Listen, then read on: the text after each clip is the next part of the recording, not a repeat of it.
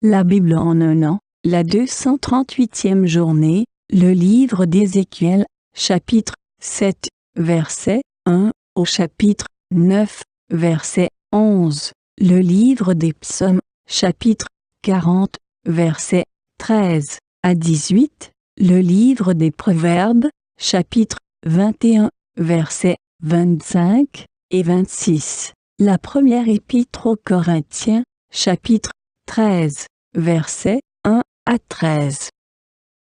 Le livre d'Ézéchiel, chapitre 7. La parole de l'Éternel m'a été adressée. Sois attentif, fils de l'homme. Voici ce que dit le Seigneur, l'Éternel, au sujet du territoire d'Israël. C'est la fin. La fin vient sur les 4 extrémités du pays. Maintenant la fin vient sur toi. J'enverrai ma colère contre toi. Je te jugerai conformément à ta conduite. Je ferai retomber toutes tes pratiques abominables sur toi. Mon regard sera sans pitié pour toi, et je n'aurai aucune compassion. Au contraire, je ferai retomber ta conduite sur toi, et tes pratiques abominables se manifesteront au milieu de toi. Vous reconnaîtrez alors que je suis l'Éternel. Voici ce que dit le Seigneur, l'Éternel. C'est un malheur unique. Le voici qui vient. La fin vient, la fin vient, elle se réveille contre toi. La voici qui vient. Ton tour arrive, habitant du pays. Le moment vient, le jour approche. C'est la panique, il n'y a plus de cris de joie dans les montagnes. Maintenant, très bientôt, je vais déverser ma fureur sur toi. Je vais aller jusqu'au bout de ma colère contre toi. Je te jugerai conformément à ta conduite. Je ferai retomber toutes tes pratiques abominables sur toi. Mon regard sera sans pitié, et je n'aurai aucune compassion. Je ferai retomber ta conduite sur toi, et tes pratiques abominables se manifesteront au milieu de toi. Vous reconnaîtrez alors que je suis l'Éternel, celui qui frappe. Voici le jour, le voici qui vient. Ton tour arrive, le bâton a fleuri, l'arrogance s'est épanouie, la violence a grandi pour servir de bâton à la méchanceté.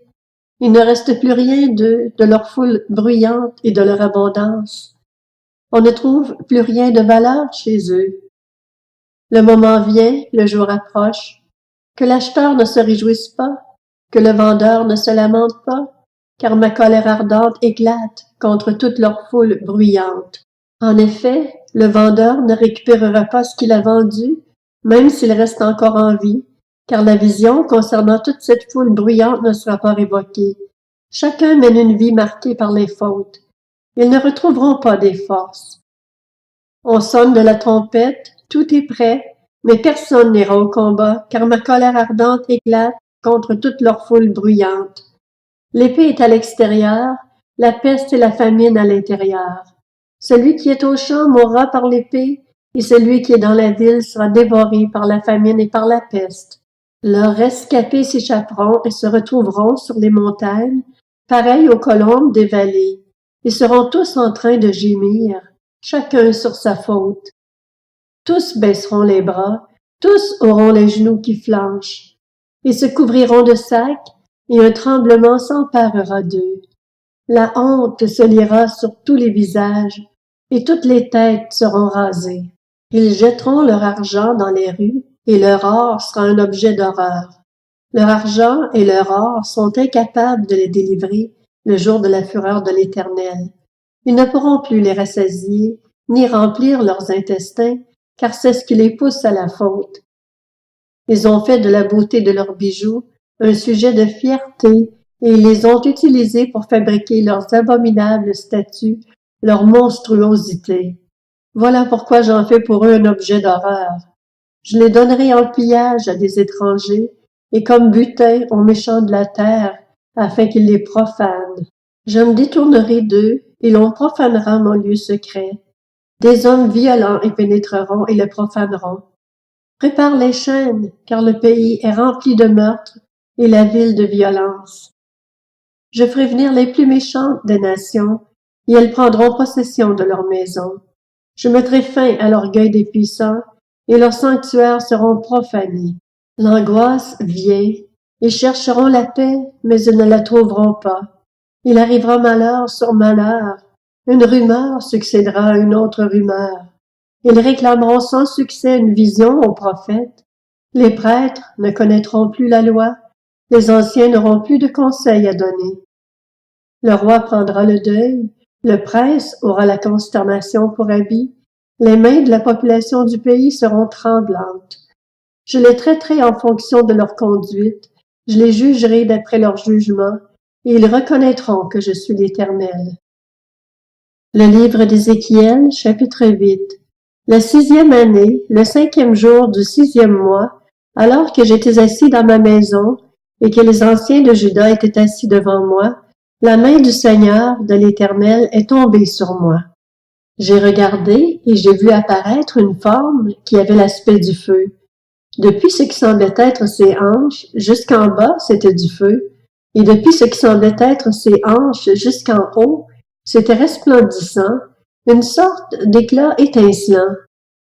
Il a tendu ce qui avait la forme d'une main et m'a attrapé par les cheveux.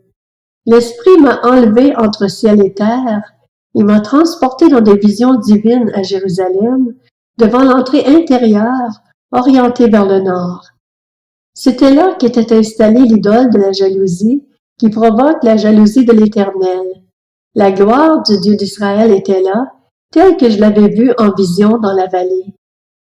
Il m'a dit, « Fils de l'homme, lève donc les yeux du côté du nord. » J'ai levé les yeux du côté du nord, et voici que cette idole de la jalousie était au nord de la porte qui conduit à l'autel dans le passage. Il m'a dit, « Fils de l'homme, vois-tu ce qu'ils font? Vois-tu à quelles pratiques abominables ça donne ici, la communauté d'Israël, pour que je m'éloigne de mon sanctuaire? Mais tu verras encore d'autres pratiques tout aussi abominables. » Il m'a alors conduit à l'entrée du parvis. En regardant, j'ai vu un trou dans le mur. Il m'a dit, « Fils de l'homme, perce donc le mur. » J'ai percé le mur, et une entrée est apparue. Alors il m'a dit, « Entre, et vois à quelles pratiques abominables et funestes il s'adonne ici. » Je suis entré et, en regardant, j'ai vu qu'il y avait toutes sortes de représentations de reptiles et de bêtes monstrueuses, ainsi que toutes les idoles de la communauté d'Israël, peintes sur le mur tout autour. Il y avait 70 hommes, des anciens de la communauté d'Israël, qui se tenaient debout devant ces idoles. Jaazania, le fils de Shaphan, était au milieu d'eux. Chacun avait un encensoir à la main, et l'odeur provenant du nuage d'encens se diffusait. Il m'a dit, « Fils de l'homme, vois-tu ce que les anciens de la communauté d'Israël font en secret, chacun dans sa chambre, pleine d'images sacrées? De fait, ils se disent, « L'Éternel ne nous voit pas, l'Éternel a abandonné le pays. » Il m'a dit, « Tu verras encore d'autres pratiques tout aussi abominables auxquelles ils s'adonnent. » Puis il m'a conduit devant l'entrée du temple de l'Éternel, du côté nord. Il y avait là des femmes assises en train de pleurer Tammuz. Il m'a dit, « As-tu vu, fils de l'homme? Tu verras encore d'autres pratiques abominables, plus grandes que celles-là. » Puis il m'a conduit dans le parvis intérieur de la maison de l'Éternel.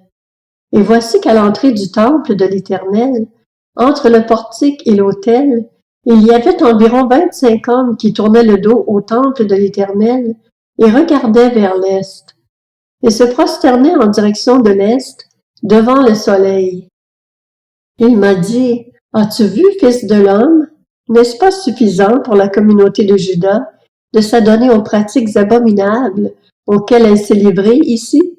Faut-il encore qu'ils remplissent le pays de violence et ne cessent pas de mériter? Les voici qui approchent, le rameau de leur nez. Moi aussi j'agirai avec fureur. Mon regard sera sans pitié et je n'aurai aucune compassion. Quand ils crieront en pleine voix vers moi, je ne les écouterai pas. » Le livre d'Ézéchiel, chapitre 9. Puis je l'ai entendu crier d'une voix forte. « Approchez-vous, vous qui devez intervenir contre la ville, que chacun ait son arme de destruction à la main. » 6 hommes sont arrivés par l'entrée supérieure du côté nord. Chacun avait son arme meurtrière à la main. Il y avait au milieu d'eux un homme habillé de lin qui portait du matériel de scribe à la ceinture. Ils sont venus se placer près de l'autel de bronze. Alors la gloire du Dieu d'Israël s'est élevée au-dessus du chérubin sur lequel elle était et s'est dirigée vers le seuil du temple. Puis l'Éternel a appelé l'homme habillé de lin, celui qui portait du matériel de scribe à la ceinture, et lui a dit: « Passe au milieu de la ville, au milieu de Jérusalem, et fais une marque sur le front des hommes qui gémissent et se lamentent à cause de toutes les horreurs qui s'y commettent. » Ensuite, je l'ai entendu dire aux autres: « Passez après lui dans la ville et frappez. Que votre regard soit sans pitié, n'ayez aucune compassion. Tuez les vieillards, les jeunes hommes et les jeunes filles, les enfants et les femmes, jusqu'à l'extermination, mais n'approchez pas de tous ceux qui ont la marque sur eux. Commencez par mon sanctuaire. » Ils ont donc commencé par les anciens qui étaient devant le temple. Il leur a dit: « Rendez le temple impur et remplissez de victimes les deux parvis attenants. Sortez. » Alors ils sont sortis et se sont mis à frapper dans la ville. Pendant qu'ils frappaient, j'étais resté là. Je suis tombé le visage contre terre et je me suis écrié: « Ah, Seigneur éternel, vas-tu détruire tout ce qui reste d'Israël en déversant ta fureur sur Jérusalem? » Il m'a répondu: « La faute de la communauté d'Israël et de Juda est immensément grande. Le pays est rempli de meurtres, la ville est pleine de perversion, car ils disent: « L'Éternel a abandonné le pays, l'Éternel ne voit rien. » Moi aussi j'aurai un regard dépourvu de pitié, je n'aurai aucune compassion, je ferai retomber leur conduite sur leur tête. » Puis l'homme en habit de lin, celui qui portait du matériel de scribe à la ceinture, a fait son rapport en disant: « J'ai fait tout ce que tu m'as ordonné. » Le livre des Psaumes, chapitre 40. Oui, des maux sans nombre m'environnent. Je subis les conséquences de mes fautes et je n'en supporte pas la vue. Elles sont plus nombreuses que les cheveux de ma tête, et mon courage m'abandonne. Veuille me délivrer, Éternel. Éternel, viens vite à mon secours. Que tous ensemble ils soient honteux et rougissent, ceux qui cherchent à m'enlever la vie. Qu'ils reculent et rougissent, ceux qui désirent ma perte. Qu'ils soient pétrifiés de honte, ceux qui me disent: « Ha ha! » Que tous ceux qui te cherchent soient dans l'allégresse et se réjouissent en toi. Que ceux qui aiment ton salut disent sans cesse que l'Éternel est grand. Moi, je suis pauvre et malheureux, mais le Seigneur pense à moi. Tu es mon aide et mon libérateur. Mon Dieu, ne tarde pas. Le livre des Proverbes, chapitre 21. Les désirs du paresseux le tuent, parce que ses mains se refusent à l'action. Toute la journée, il éprouve des désirs. Le juste, en revanche, donne sans retenue. La première épître aux Corinthiens, chapitre 13. Si je parle les langues des hommes, et même celles des anges, mais que je n'ai pas l'amour, je suis un cuivre qui résonne ou une cymbale qui retentit. Si j'ai le don de prophétie, la compréhension de tous les mystères et toute la connaissance, si j'ai même toute la foi jusqu'à transporter des montagnes, mais que je n'ai pas l'amour, je ne suis rien.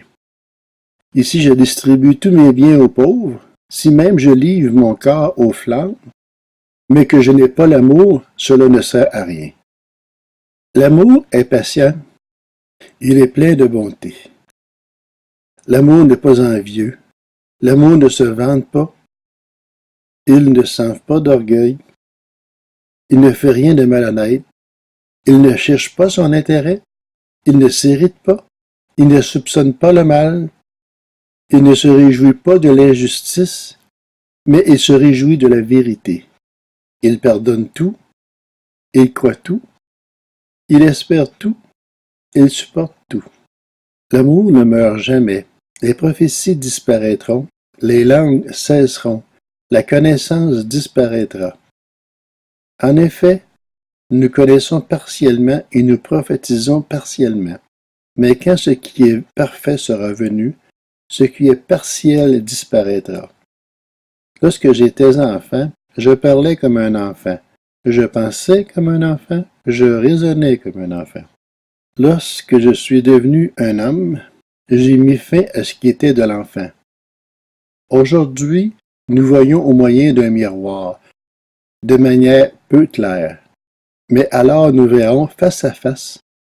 Aujourd'hui, je connais partiellement, mais alors je connaîtrai complètement, tout comme j'ai été connu.